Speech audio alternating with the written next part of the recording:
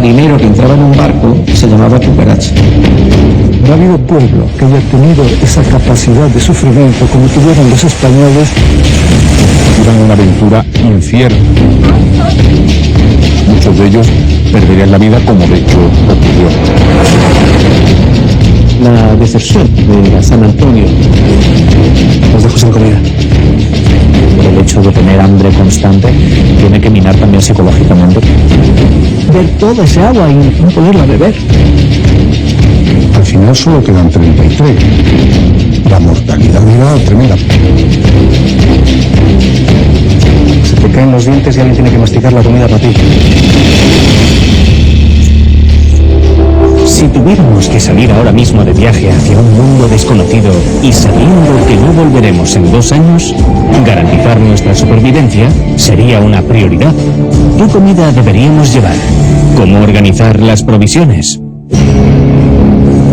La alimentación es una de las rutinas más hedónicas que tenemos y que más nos refuerzan. Es uno de los mayores placeres que tenemos todos los días. En el caso, por ejemplo, de la expedición de Magallanes, a mí me llamó la atención que él hizo una lista de alimentos bien variada. Tenían cubierta la vitamina D, por ejemplo, con leche, queso, la leche que llevaban de las vacas que llevaban en el barco, sardinas, otros peces y, bueno, la carne que se iban a comer de la vaca en algún momento, de las gallinas que llevaban. También tenía un stock de vitamina C, en el ajo, en las uvas, en la miel mínimamente, en las pasas y en la cebolla que llevaban y en los membrillos que al parecer eran solo para él o quizás para los altos mandos. Luego solían llevar también animales vivos que los iban sacrificando, incluso vacas, cerdos, gallinas, que ponían también huevos. Y salazón, mucha salazón. Salazón tanto de carne, tocino también y salazón de pescado. Normalmente era todo a base de legumbres. Lo fundamental era el vino, el agua y el bizcocho. El bizcocho, que hoy entendemos como un dulce, realmente viene del latín bis coctus, cocido 2 veces, bis 2 veces, coctus, cocido. Y 2 veces, y 3 veces, y 4 veces lo cocían, según la duración del viaje. Y cocían pan y lo cocían una y otra vez para quitarle la miga y la humedad, y se convertía en un pan muy duro, que había que mojarlo para comerlo. Normalmente no lo mojaban en el agua, lo mojaban en el vino, entonces se decía que era una forma muy disimulada de tomar vino a partir de la del día. Magallanes, al hacer su listado de alimentos y de pertrechos que iba a llevar, fue muy específico y calculó para 2 años de alimentos para toda la tripulación. Ellos se supone no iban a morir de hambre. El problema es que no pensaron en los temas de conservación de ese alimento.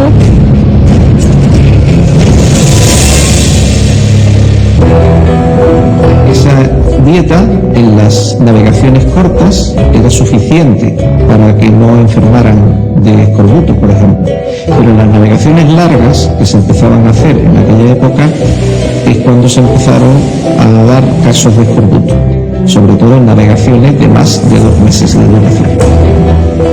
Con los conocimientos que tenemos hoy en día, si tuviéramos que diseñar el menú y los víveres de ese barco, habría que decir que por un lado el enfoque que tenían estaba bastante acertado. La primera prioridad que tenemos que cubrir es la durabilidad de los alimentos. Por lo tanto, haber recurrido a alimentos deshidratados, alimentos secos, alimentos en salazón es una muy buena alternativa, y de hecho los problemas de salud que derivaban eran debidos a una enfermedad carencial por un único nutriente, es decir, no estaba tan mal diseñada. Y no puedes trasplantar los conocimientos de hoy a un barco del siglo XVI. Entonces, yo lo que me hubiera llevado es lo que se llevaron ellos. Por lo general, estos viajes que ahora le llamamos transatlánticos, ¿cierto?, suplían la alimentación adecuada durante los 2-3 primeros meses, porque después ya luego se podrían, se los empezaban a comer, o las mismas ratas defecaban sobre ellos, lo que obviamente no los hace consumibles, aunque se los consumían igual porque era lo que tenían para comer. La alimentación a bordo era peor que la que tienen en tierra, por la sencilla razón de que a bordo faltaba una de las patas básicas de la alimentación humana, que son la fruta y las verduras frescas. Tenían una cuota de buena nutrición durante los primeros meses, pero luego esta decae, ya sea porque el alimento se echa a perder y ellos no pueden obtener alimento fresco, o ya sea también porque los marineros podrían haber venido con un estatus nutricional muy bajo, entonces eso los deja muy mal parados para iniciar un viaje tan largo. Una persona a bordo de un barco, salvo circunstancias excepcionales como es el cruce del Pacífico, que es cuando te quedas sin víveres, pero salvo esas circunstancias, a bordo de un barco la gente comía más de lo que podías comer si eras pobre en tierra.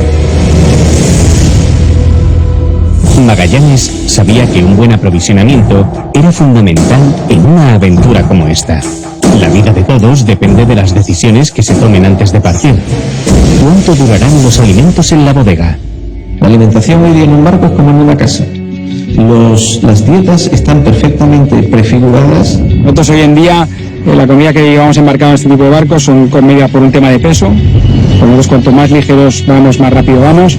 Es comida se llama liofilizada, que es un proceso como prácticamente deshidratado, que tienes unos platos estupendos, van en un sobre. Es la misma comida que comen los alpinistas o la gente que va a la luna, ¿no? En los barcos comían 4 veces al día. Esto, claro, hay que darse cuenta que para el siglo XVI era algo tremendamente atractivo para cualquier persona que subiera a bordo. La vida a bordo era, ya sabemos que es una vida muy, muy complicada, pero se comía 4 veces al día. Cada grupo, cada rancho. El rancho es, hoy indica también la comida que se da en los cuarteles, era también el grupo de personas que comían juntas. Eran pequeños grupos de 6, 7, 8 personas que vivían en un espacio común y se cocinaban su propia comida. ¿Sí? Probablemente dependería de los turnos, había 3 turnos fijos, cada uno dormía y comía cuando podía, ¿no? En los barcos españoles no hay cocinero, hay despensero. El despensero es el que cuida que no se coman más alimentos de los que la ración manda para que no se acabe. En situaciones normales había un fogón en el cual, bueno, pues se hacían diferentes comidas al día. Los fogones se hacían con arena y ladrillos y sobre esos ladrillos se encendía fuego y allí con una rejilla se podía calentar, se hacían los guisotes marineros. Los guisotes marineros estaban formados por lo que se llamaban las menestras, que no eran verduras sino alubias, garbanzos, es decir, lentejas, esas cocinadas con carne salada o pescado salado.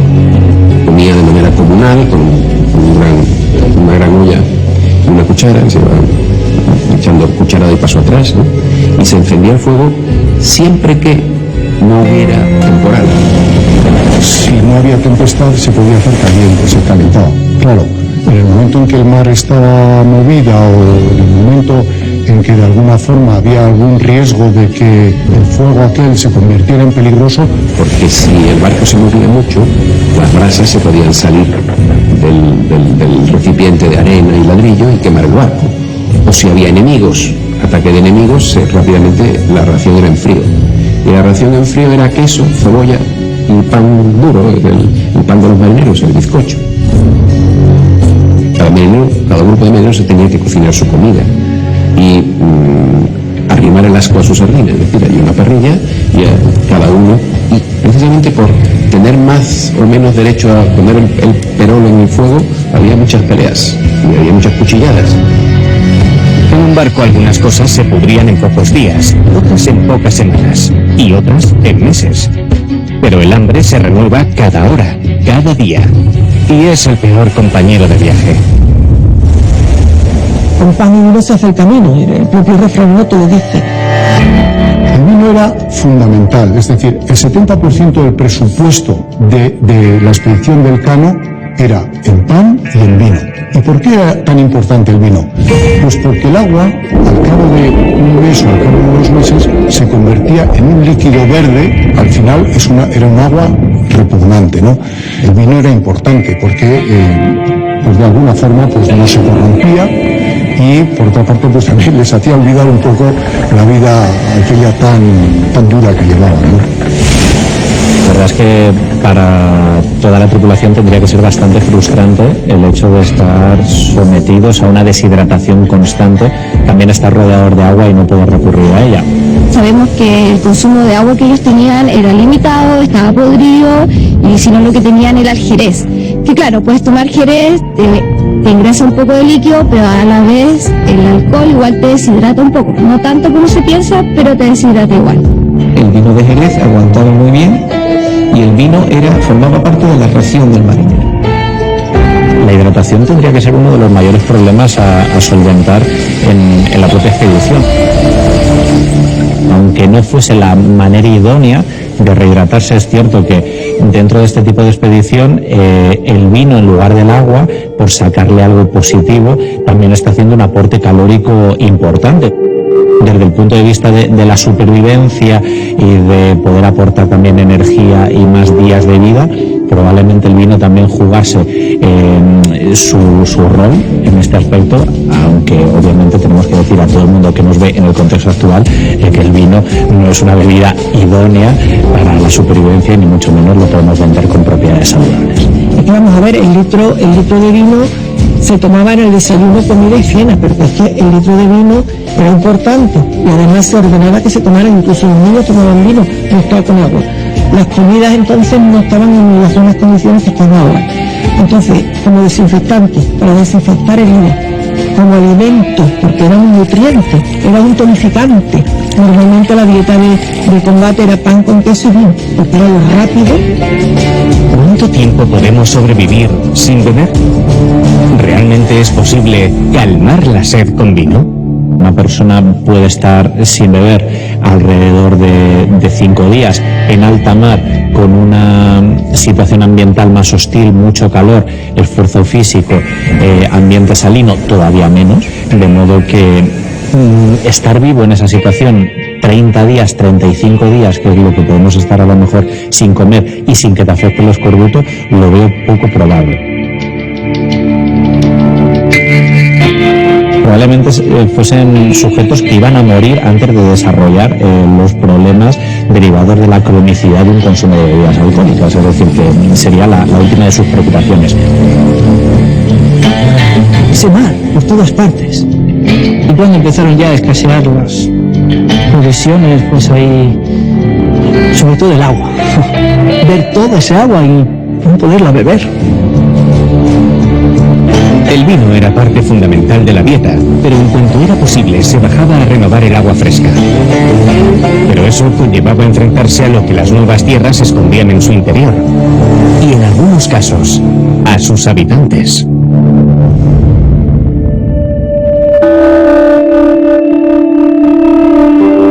Cuando venía a Magallanes, venían desde el Atlántico. Venían en unas condiciones ya bastante debilitadas. Es realmente increíble y es sobrecogedor si uno compara las embarcaciones de hoy en día con cómo fueron ellos capaces de llegar. Tenían que ser unas naves fuertes, rápidas, maniobrables y dispuestas a resistir hasta el fin del mundo. Tenían que ir adaptándose con lo que se iban abasteciendo, con la dificultad que tiene que sabes un sitio, no sabes si hay agua, ¿qué te vas a encontrar? Si puedes cazar algo, pescar algo, comerte algo y no morirte, ¿sabes? O sea que una aventura constante. ¿Por qué pasaban hambre si estaban en el mar y el mar está lleno de peces? ¿No sabían pescar? Los marineros en estos barcos pescaban. Lo que sucede es que la concepción que nosotros tenemos de la pesca, creemos que porque están en medio de un océano inmenso, ese océano está lleno de peces, y no es así. Es decir, la gran masa piscícola se reparte generalmente en las zonas litorales o en las zonas costeras. Ellos eran una aventura, me imagino también que ellos cuando llegaban a un sitio se abastecían con lo que tenían. En un barco no era sencillo pescar cuando se está haciendo una travesía muy larga. Pero pescaban, todos los barcos llevaban aparejos de pesca. Si tienes suerte, hay algún pez que pica, algún pez pelágico, por ejemplo un bonito, o un merlín, alguna cosa de estas, pues tenías pescado. Ellos tenían adaptación durante todo el viaje, porque pues si los recursos vivían con los recursos que tenían por delante.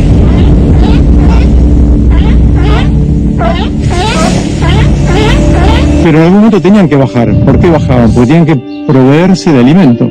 Y la mayor fuente de proteínas que encontraban acá era justamente la fauna marina. pingüinos y lobos marinos y elefantes marinos principalmente. Es que es un ave que no vuela, entonces es muy fácil de capturar, tanto para los exploradores como también para los aborígenes. Los debe haber impresionado, sobre todo porque no hay pingüinos en el hemisferio norte. Es decir, que la primera vez que vieron pingüinos fue acá en el hemisferio sur.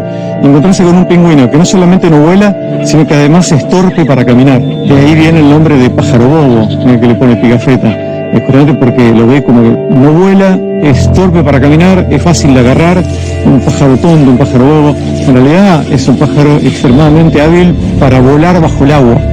Es una de las primeras descripciones de los pingüinos, ¿no? Obviamente es muy pintoresca, si se quiere, la descripción que ellos hacen cuando se encuentran con los pingüinos, que dicen que bueno, que eran extraños gansos y que había tantos que pudieran matar en una hora lo suficientes para poder llenar 2 de sus naves. El pingüino es un bicho tan curioso también y tan tranquilo que era muy fácil de agarrarlo. Ante la necesidad del hambre, cualquier animal es bueno para comerlo. Poca comida encontramos por ahí. Raíces, algunos vegetales. Lo único que podíamos comer eran focas o pingüinos. A veces, descubrir nuevos pueblos conlleva descubrir nuevos alimentos, nuevos animales, nuevas maneras de vivir y nuevas creencias o religiones. Hay que adaptarse para sobrevivir. Nos estaban muriendo de hambre. Porque él estaba empeñado en encontrar un paso y no había encontrado nadie. El invierno en Patagonia, en la costa, es duro, más al sur se nota más. Y bueno, ahí es donde ellos tuvieron contacto con los tehuelches. Yo creo que Magallanes y la gente que vino con él, al tener que pasar todo un invierno acá en Puerto San Julián, y lo que cuenta la historia, ¿no? Sabemos que el guanaco es una especie autóctona de acá y que los tehuelches le deben haber dado para degustar la carne de guanaco, porque en esa época, bueno, bien sabemos que no habían ovejas, que no habían vacas y los tehuelches vivían de la caza. Hay una descripción muy interesante de Pigafetta cuando habla del guanaco. Dice que el guanaco tiene cabeza y orejas de mula, cuerpo de camello, patas de ciervo y cola de caballo cuyo relincho imita. O sea, una especie de monstruo, digamos, ¿no es cierto? Una característica de la carne de guanaco que es una carne muy sana, porque es magra, muy magra. Y yo creo que gracias a esos aborígenes pudimos pasar ese crudo invierno, porque aclaro que ellos habían previsto una navegación de 2 años y los alimentos se iban consumiendo. Y luego ya en Puerto Santa Cruz y todo lo que es la parte del Estrecho de Magallanes, claro, uno tendería a pensar que no encuentras vitamina C porque uno acá no ve frutos, así como piñas, plátanos, como uno vería, no sé, en algo más tropical y caribeño, pero acá nosotros tenemos la ventaja de los berries. Alimentarse con bayas silvestres o berries puede haber marcado una diferencia entre los supervivientes y los que perecieron. ¿Ya? O sea, pudieron haberse alimentado y haber mantenido su ingesta de vitamina D, por ejemplo, con el caso del guanaco, del pingüino, de cormoranes, hasta de pequeños lobos marinos, si es que fueron capaces de arrebatar y matar una cría. Pero para el caso de la vitamina C, que es lo que más le afectaba a ellos por el escorbuto, ellos llegaron a época en que el calafate estaba ya listo para ser cosechado, la murtilla, la zarzamorrilla y la chaura. Todos esos son berries que son pequeños, pero con altos contenidos de vitamina C, mucho más que un kiwi, que una naranja, que un limón. O sea, cualquiera de esos berries está de arriba de 80 miligramos por 100 hasta 400 algunos. ¿Ya? Entonces, lo que yo creo es que ellos, sin saberlo, se estaban abasteciendo de una gran fuente de vitamina C.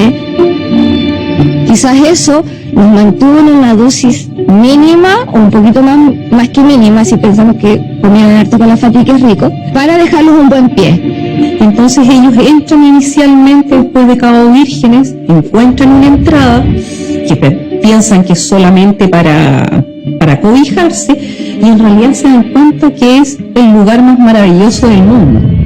¿Por qué? Porque había bosques, había aves, había mamíferos, había de todo, y más aún agua dulce para tomar. Entonces era en realidad lo que ellos necesitaban mientras se reunían y podían empezar su exploración. Cuando se hace esa imagen y puede imaginarse la sorpresa y la importancia del estrecho para una tripulación que venía navegando frente al gran desierto en la costa sur del Atlántico. Las zonas boscosas, que serían fuentes de madera, de leña, y también los lugares en que está el agua dulce. Las bahías donde la navegación puede encontrar abrigo. El estrecho de Magallanes hacia el sur se encuentran sectores con bolones, con piedras, que son zonas para moluscos, que seguramente deben haber sido aprovechados también por la tripulación.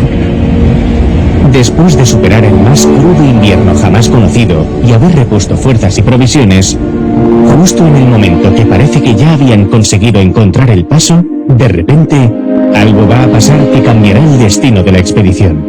El capitán Esteban Gómez decidió volverse a España. Se volvió a España con la nave más cargada de alimentos. Una que le llevaba prácticamente todo.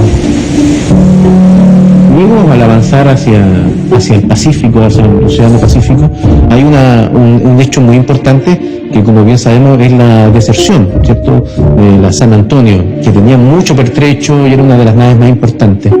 Esteban Gómez, yo creo que tiene sus propios planes, está desencantado y en un momento determinado dice: hasta aquí hemos llegado, cree que la expedición no vaya a buen puerto, la actitud de Magallanes no es la más apropiada, no muestra signo de liderazgo, y en cambio Esteban Gómez sí que era un líder. Y él decide romper con todo y se va a lo suyo y vuelve a España. Lo primero que pensé cuando la San Antonio se quiso volver a España, que era la idea de todos estamos pasando hambre. La puta que parió el portugués. Eso es lo que pensé. Nos dejó sin comida. Lo que hizo la San Antonio fue una deserción, pero no era razonable, ¿no? La cuestión estaba en que ellos llevaban alimentos para 2 años. Entonces se le plantea a Magallanes, en el momento en que ya saben que han llegado al estrecho, volvamos a España, carguemos alimentos nuevos, ya sabemos dónde está el estrecho y hagamos una nueva expedición que tendrá más probabilidades de éxito. Así que no dejaba de ser razonable la propuesta. Lo que pasa es que Magallanes dijo: de ninguna manera. Y bueno, nosotros seguíamos con nuestra misión intacta. Tirar para adelante. Dar un paso al frente sin ver nada es de valientes. Dar un paso al frente cuando solo ves un desierto azul es de insensatos. ¿Cuánto tiempo pasará hasta la siguiente comida? No ha habido pueblo a lo largo de la historia que haya tenido esa capacidad de sufrimiento como tuvieron los españoles durante los descubrimientos que realizaron en América y en Hispanoasia, sobre todo para pasar hambre. Es verdad, no hubo pueblo que supiera pasar hambre como parecer pudo soportar estos descubridores que se navegaban en esos inmensos mares y que en la mayoría de los casos, lógicamente, pues perecían. El Océano Pacífico, mira lo que grande es que es gigantesco, es que es medio planeta. Después del paso nos adentramos en el Mar del Sur y nadie hubiera podido imaginar lo que aquello iba a ser, sin avistar tierra. Solo agua alrededor, nada, ninguna posibilidad de encontrar comida, y esa agua no se podía beber, y el agua que teníamos en el barco estaba ya putrefacta. Posiblemente el mayor error de cálculo de toda la expedición fue subestimar el tamaño del Mar del Sur, el Océano Pacífico, el 32% de la superficie del planeta. Morir de hambre es una cosa espantosa, porque realmente el organismo empieza a autoconsumirse. Primero se consumen las propias grasas, luego empiezan los músculos, hasta que al final no tiene nada que consumir. Y entonces pues mueres. La muerte por hambre es una de las peores que se puede tener. Sí, la verdad es que era una situación pues dramática, no solo por el hambre, sino por todas las cosas que también la acompañaban.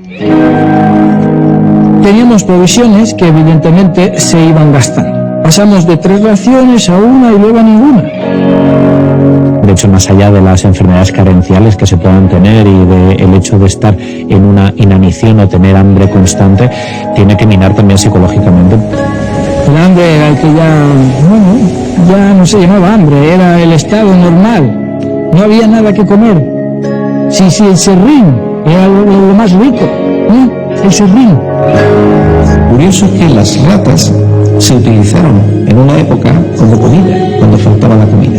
De hecho, en la expedición de Magallanes, las ratas se vendía a medio ducado. Cuando faltó la comida, se vendía a medio ducado.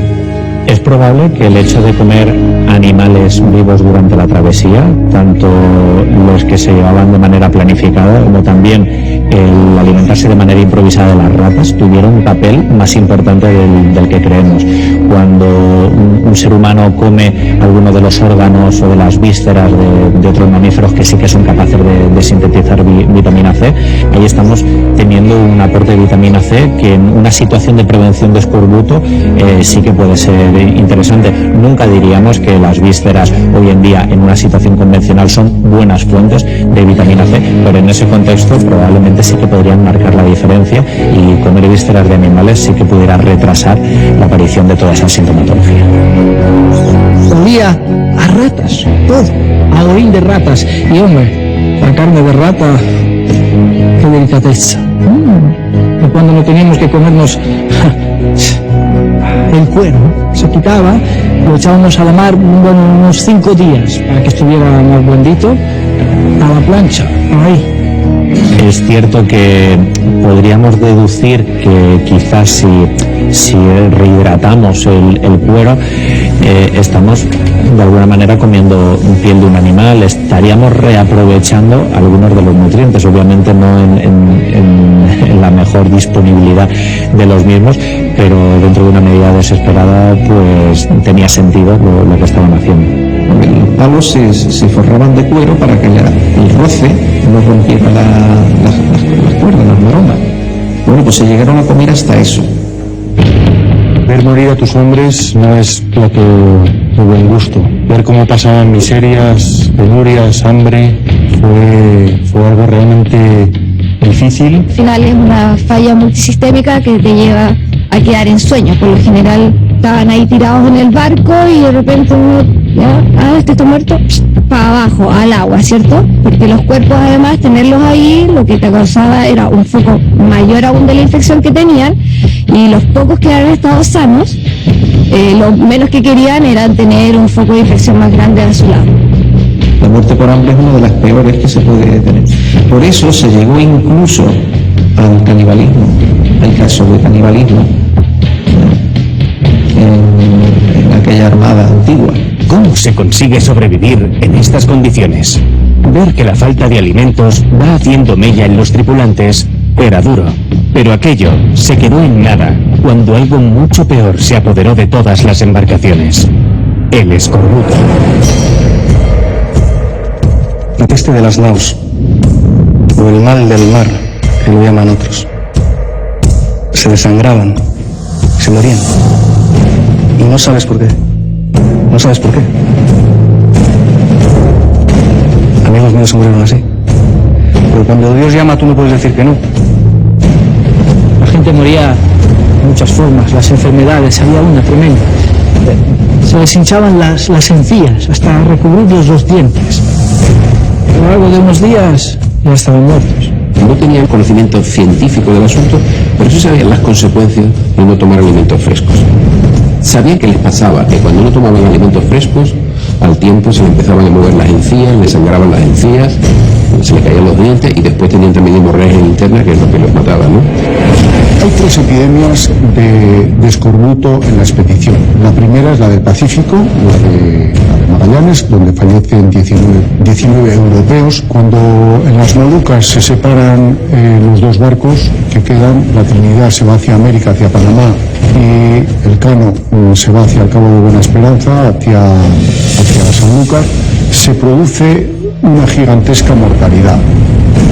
La Victoria, cuando vuelve, fallecen 15 personas, y luego ya cuando hay la gran mortandad es cuando la Trinidad intenta volver a América y se producen 31 fallecimientos de escorbuto. Pero, ¿por qué se producía el escorbuto? ¿Qué es exactamente el escorbuto? El escorbuto es el déficit crónico de vitamina C. La vitamina C es fundamental para sintetizar el tejido conjuntivo o conectivo, es decir, lo que mantiene unidas las piezas del puzzle que es el organismo humano.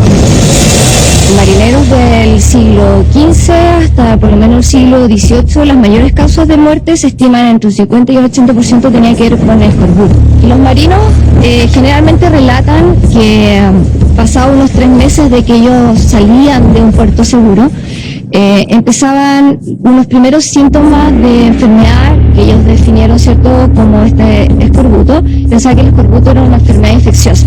O sea, caía uno y van a caer todos. Muy probablemente antes de llegar a una situación de muerte por inanición, es mucho más probable que la situación fuese hacia la muerte, o bien por deshidratación o que tuvieran directamente los problemas del escorbuto que hiciesen que fuese incombatible.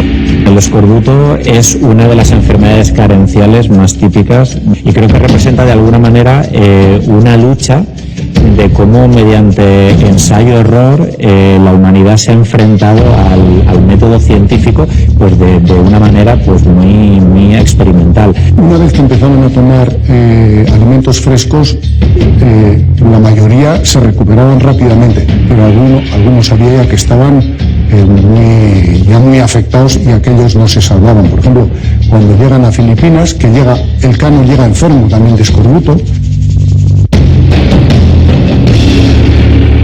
Había pasado ya un mes desde que había llegado a Filipinas y todavía seguía enfermo. O sea que había gente que se muere a pesar de que empieza a tomar alimentos frescos, ¿no? Tenía un embarque propio, que eran unos membrillos, que lo debe haber suplido de buena vitamina C y de fibra también, lo que le mantuvo el sistema sano y en buen funcionamiento. El membrillo fruta sí que tiene vitamina C, tiene 15 miligramos por 100 gramos de membrillo. Pero cuando el membrillo se convierte en dulce de membrillo, que era lo que llevaban en aquellas expediciones, el proceso pierde toda la vitamina C, con lo cual el membrillo no te resuelve, o sea, no tiene prácticamente vitamina C. Y entonces era difícilmente que pudiera salvar la vida de los oficiales. Y como vemos, la mortalidad de los oficiales también es alta. Más de 2 años recorriendo los mares desgastaba al más fuerte de los marineros. El cruce de este nuevo océano agotó el último rastro del instinto de supervivencia que quedaba encubierta. Cuando cruzan el Pacífico, que de los 19 muertos de escorbuto, 15 son de la Nueva Victoria. Probablemente en el estrecho de Magallanes, en el que 2 de las naos, pues la Trinidad y la Concepción, pues cogen muchos alimentos que había allí, por ejemplo, berros o apio, porque no es normal que de 3 embarcaciones prácticamente todos los muertos sean de una de ellas. Llegaron a hacer autopsias a bordo. En el viaje de vuelta, no de la nao Victoria, sino de la nao Trinidad, que fue la que intentó volver por el Pacífico y no volvió, como se les moría tanta gente, llegaron a abrir algunos de los muertos para ver qué tenían y vieron que estaban llenos de sangre, tenían hemorragias internas. Entonces decidieron a los que se enfermaban hacerles sangrías, pero también se les moría. Entonces dijeron, bueno, como se mueren de todas maneras, no hagamos nada. Se trata de buscar el origen de una enfermedad, tanto en aquella época como en esta. Pero realmente como no conocían la patología microscópica, solo la macroscópica, ellos podían ver cosas gordas, por así decirlo, cosas importantes. Y le abre el cuerpo, algo que era, pues en aquella época pues era un poco delicado, y abren y descubren que está lleno de sangre el cuerpo, se han roto las venas, y eso es el escorbuto. La vitamina C lo que produce mantiene los tejidos unidos, y cuando no hay vitamina C, las fibras se abren, las venas se abren y se producían las hemorragias que se producían por todo el cuerpo, ¿no? Y esa fue la primera autopsia que se realizó en alta mar, que yo tengo constancia de la historia de la medicina. De hecho, las cantidades de vitamina C que necesitaríamos para prevenir el escorbuto son bastante pequeñas. De hecho, en nuestro entorno hay mucha gente que apenas come frutas y verduras frescas y aún así no desarrolla escorbuto porque las pequeñas cantidades que toman dentro de algún alimento procesado o incluso el uso de vitamina C que hoy en día se hace como conservante probablemente le den para que no desarrolle esta enfermedad carencia. Ni el escorbuto, ni las enfermedades, ni el hambre derribaron a unos héroes que consiguieron superarse y sobrevivir para llegar a su objetivo. Ahora toca volver a casa. La otra mitad del viaje. La broma a los marineros novatos era darles a comer el bizcocho sin mojar, y como los dientes no andaban muy firmes, era muy fácil perder un diente. Ya lo dice Cervantes, vale más un diente que una perla. Porque una vez que pierdes los dientes, no los recuperas.